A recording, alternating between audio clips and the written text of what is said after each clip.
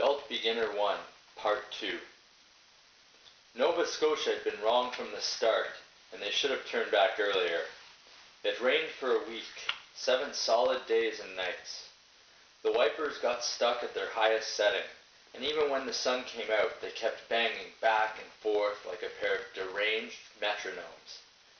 Her father missed the turn at Rivière-du-Loup, couldn't ask for directions, and had to double back.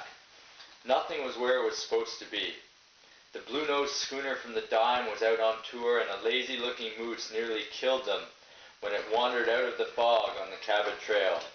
They swerved to avoid her, and the guardrail left a long scar across their sliding door on the passenger side.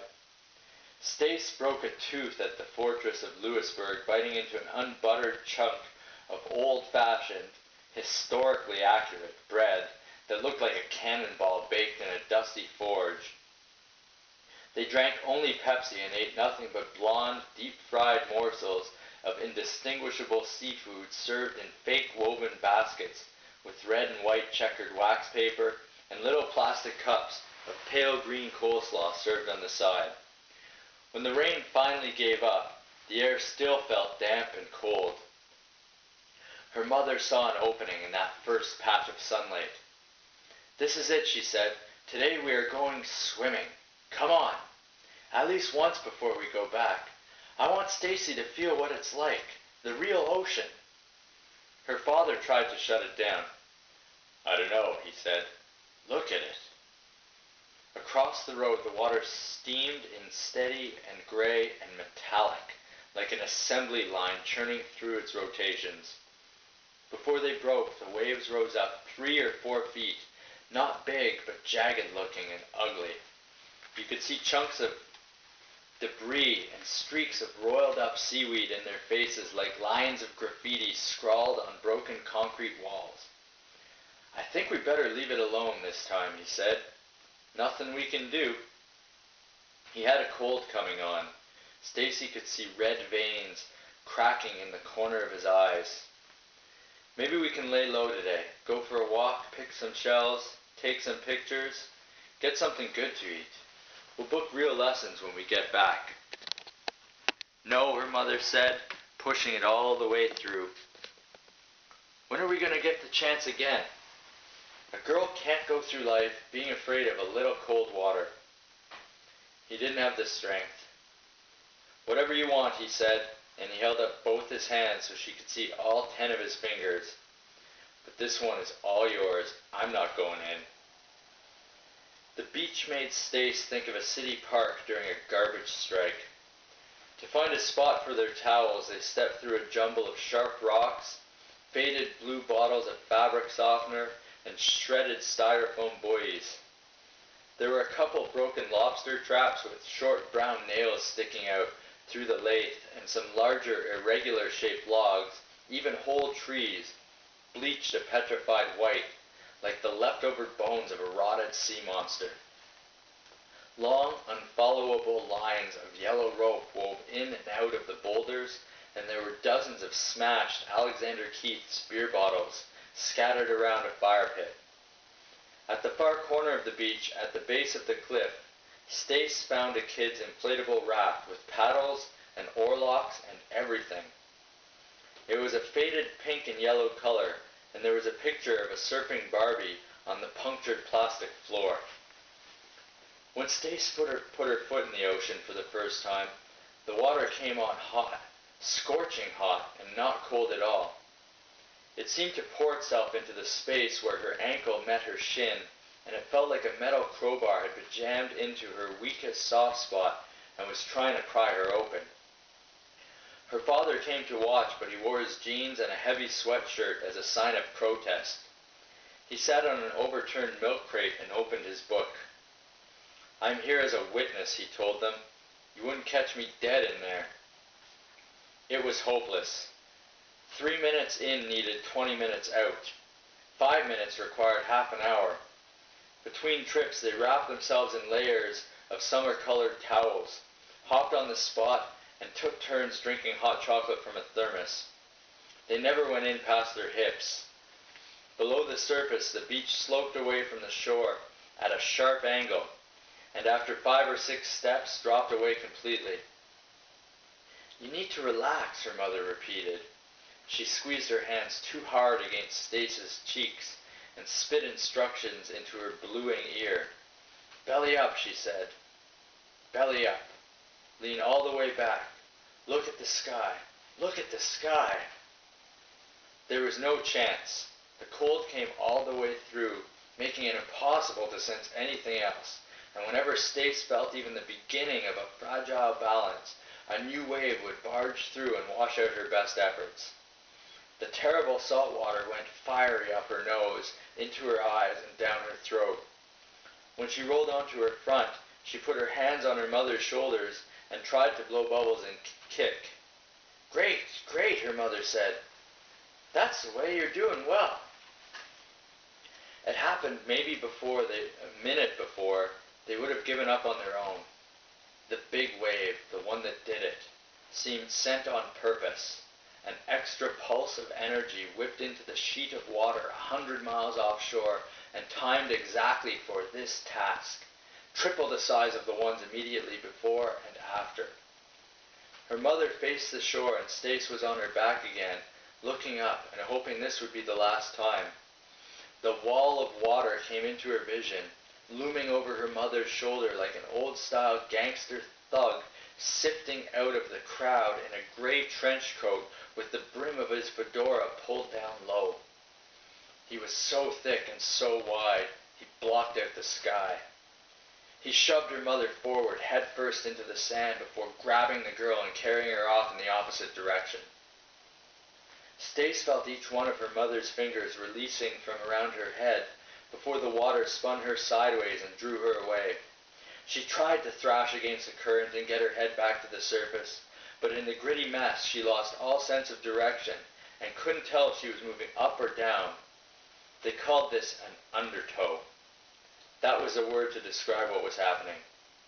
People said to watch out for it. She'd seen the letters printed on the warning signs. "Use caution, severe undertow, beware, dangerous undertow in this area." She thought the name was exactly right, an explanation that must have come from someone who felt this once and was able to report back to other people. Undertow, water, working like a rope, like a tangled line attached to a massive winch at the bottom. "I'm going down the drain," she thought. "I'm going down." The ocean was vast and empty, and it can move in several different directions at the same time. It jostled her, and she felt her neck snap back very hard while her hips and legs went the other way. She reached out her arms, but there was nothing to hold on to, and she felt like a person fumbling for the light switch in the middle of a dark room with a high ceiling and walls moving farther apart. It could go on forever. She knew this. The ocean could go on forever. Timing blurred. It was impossible to keep track of the minutes and seconds. The first flash of panic gave way to a cloudy, sleepy feeling. Nothing came in or went out. No air and no water. She felt completely full, as if all the gaps and extra spaces in her body had been made solid. She went limp, and for a moment she felt like a floating thing, like a person who really might be able to move easily, and for a long time, in tune with the up and down beat of the ocean. This, she thought, this was it. Swimming. Almost, right? But then a series of sharp stinging pains came through her skull, and she felt first the individual hairs, then whole clumps of her scalp being yanked out of her head. In a dizzy haze she thought she saw her father, but his glasses were gone and his sweatshirt seemed bloated and pulled strangely across his shoulders. His nose was scrunched up like something smelled very bad, and he seemed angry, furious with someone. She thought she heard her name. "Stay with me, Stacy," he said. "Stay here, I've got you. It's going to be okay. We have you now. Stay with me." When her face broke the surface, he let go of her hair, flipped her over, and looped his elbows under her chin in a kind of reverse headlock that kept her mouth and nose above the water. The air felt thin and unsubstantial. He went under several times, trying to sidestroke back to the shore, sometimes bounding off the bottom. When he could finally touch, he put her over his shoulder and carried her for the last few steps before dumping her back onto the beach like a leaking bag of garbage. He collapsed on his hands and knees, and a thin mix of bloody snot and vomit poured out of him. She coughed up mouthful after mouthful of perfectly clear water, then rolled over and stuck out her tongue to taste the sand. It coated her face and inside her cheeks, and she mashed the grit into her teeth. Her mother put towels around the two of them and rubbed the girl's back, trying to get her to sit up. "Can you hear me, Stacy?" she said. "Are you okay?" There was a raw trill in her voice, and she placed her hands again on Stacy's cheeks, steadied the head, and tried to look into her daughter's eyes to see if there was anything there. She wasn't sure if the girl was actually coming back, was even conscious, or could stay that way. "Are you all right, Stacy?" She was screaming it now, repeating, "Talk to me. Say something. Can you hear me?" Stacy's head lolled off to the side, and her eyes rolled back and showed her mother only whiteness. A sandy drool seeped onto her shoulder, and she couldn't keep her mouth closed. Her mother thought of paralysis and oxygen deprivation and permanent brain damage. There was a thing called secondary drowning. She'd read about it. A person could look like they'd been saved but still end up lost. You could be pulled living from the water and die 3 hours later with your head on your pillow and your lungs full of fluid. "Stacy," she yelled, "can you hear me? Tell me you're all right. Not if you can hear my voice. Tell me you're okay. Look at me. Are you okay?" The last thing the girl remembers is reaching out with her left hand and placing it over her mother's mouth. Then she sucked in one more breath and used that air to say the word, "No." She sees the water coming, and then she doesn't.